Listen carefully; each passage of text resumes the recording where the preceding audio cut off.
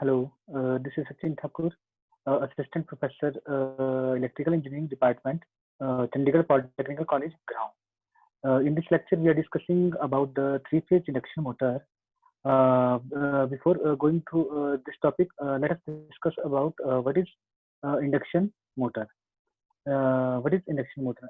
Induction motor is the device which converts electrical energy into mechanical energy this is known as induction motor. First of all, the three-phase induction motor are mostly widely used induction motor because it operates on AC supply, and it is also used in many industries because it has simple design, rugged, low price, and easy maintenance. And it is also available under the wide range of power ratings, that is from fractional horsepower to the 10 megawatt. It runs essentially as a constant speed from 0 to full load.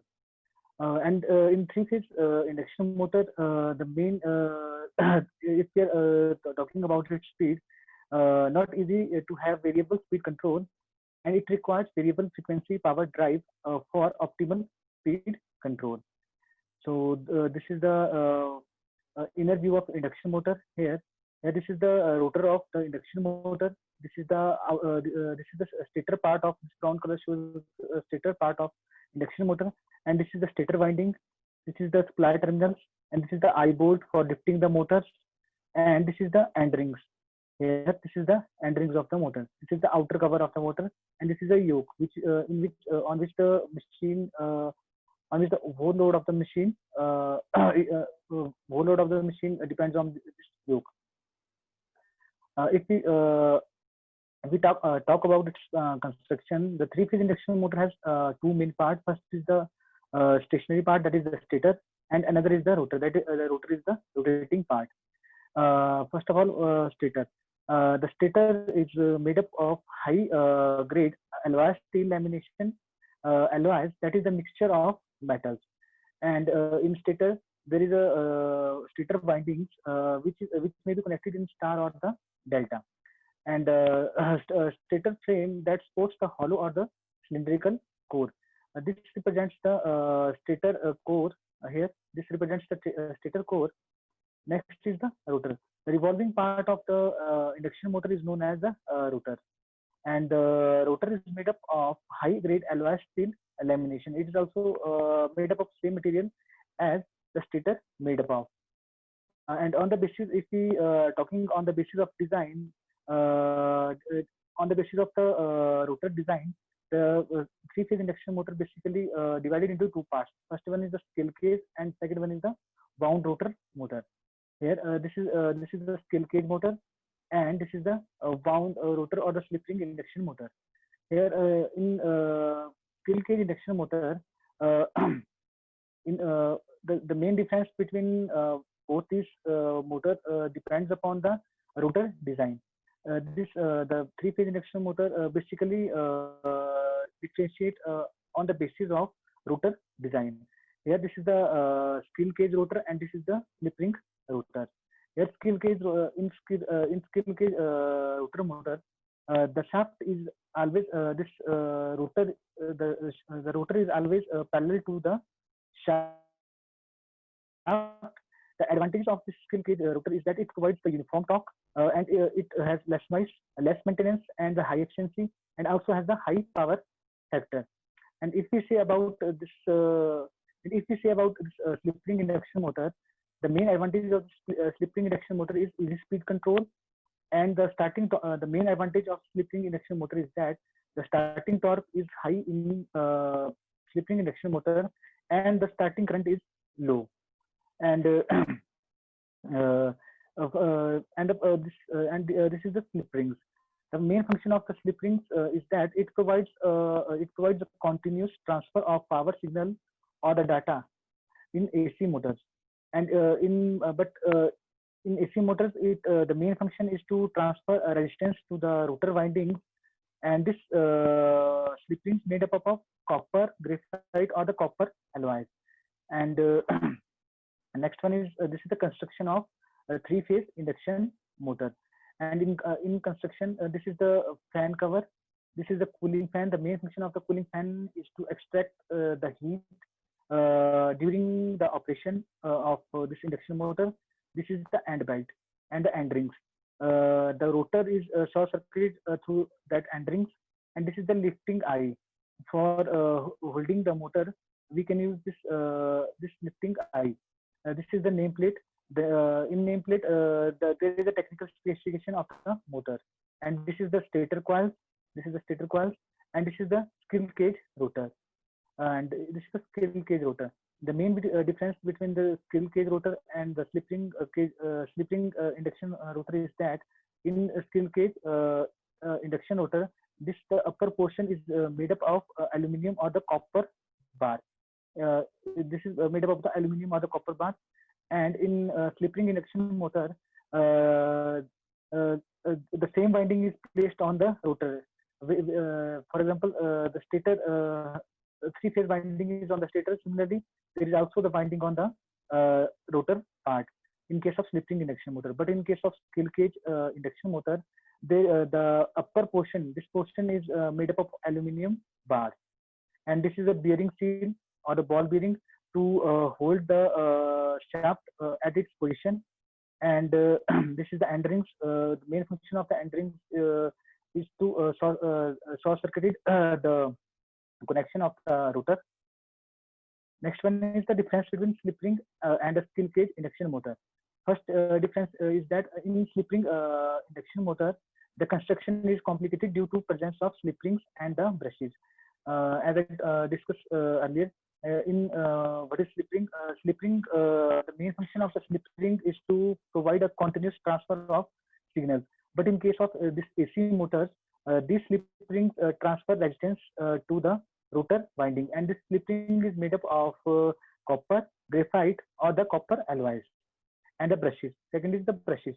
The main function of the brush is that which conduct current between the stator and the rotor, and this brush is made up of carbon.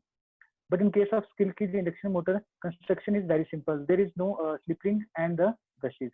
So that's why the construction of this squirrel cage motor is simple as compared to slip ring induction motor. Second is the rotor winding is similar to the stator winding. As I discussed earlier, in in slip ring induction motor, a similar winding is placed on the rotor as a similar winding is placed on the rotor as the same winding is placed on the stator. But in case of squirrel cage rotors, this is made up of aluminum bars. And similarly, in squirrel cage induction rotor, the rotor consists of rotor bars which are permanently shorted with the help of end rings. These are the end rings. These are the end rings. Next is the we can easily add rotor resistance by using slip ring and the brushes. As I discussed earlier, that the main function of this slip ring in AC motor is to transfer the resistance to the rotor winding. But in case of this squirrel cage induction motor, the rotor bars are permanently shorted. It is not possible to add the external resistance because these are shorted with the help of these end rings in case of squirrel cage induction motor. Next is due to presence of external resistance, high starting torque can be obtained.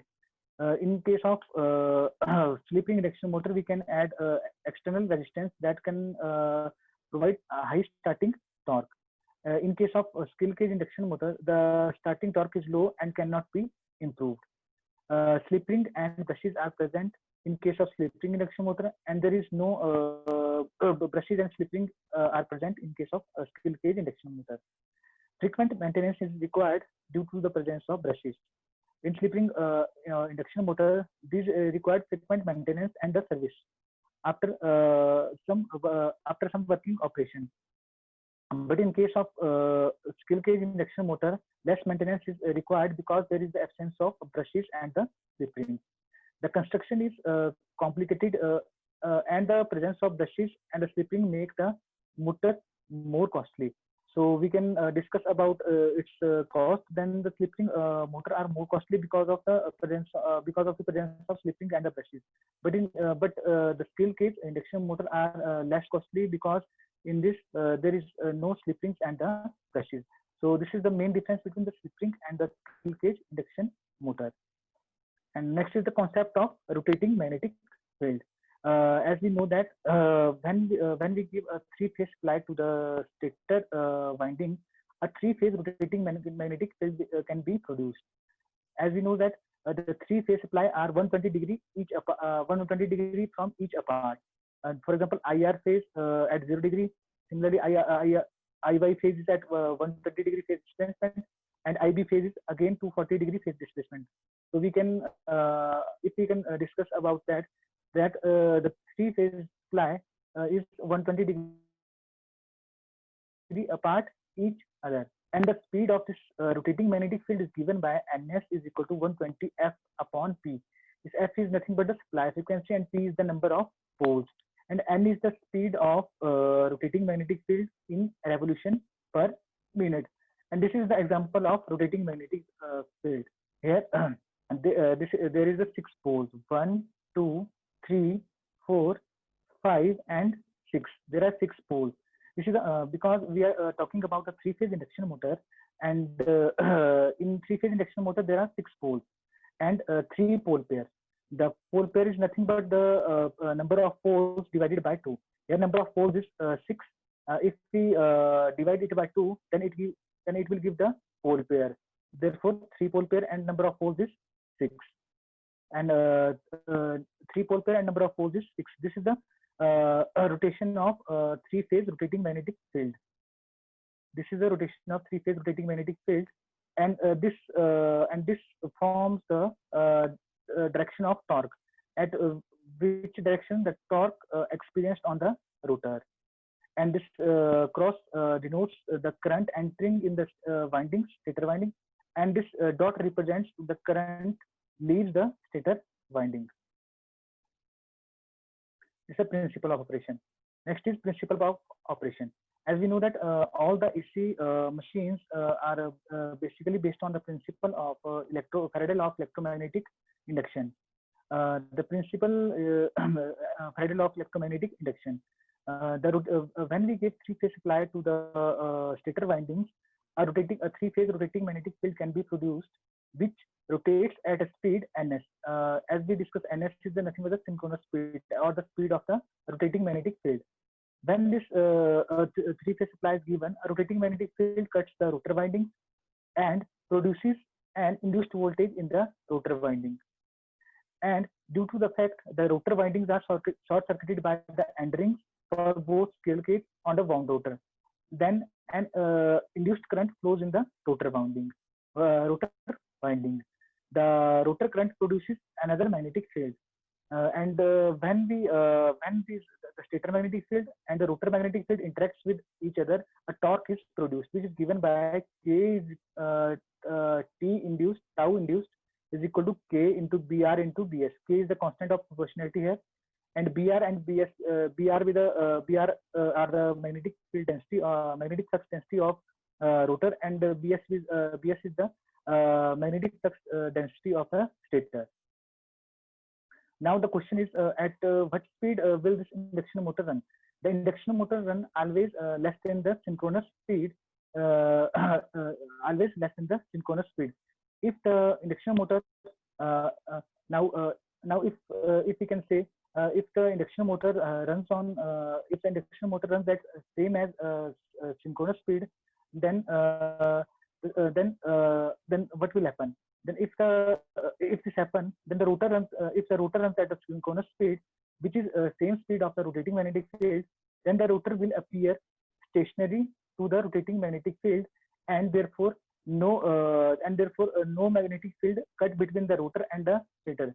When there is no magnetic field cut between the rotor and the stator, so no current will be induced. Therefore, no torque will be generated, and the rotor speed will fall below the synchronous speed. When the speed falls, the rotating magnetic field will cut the rotor winding, and a torque is produced.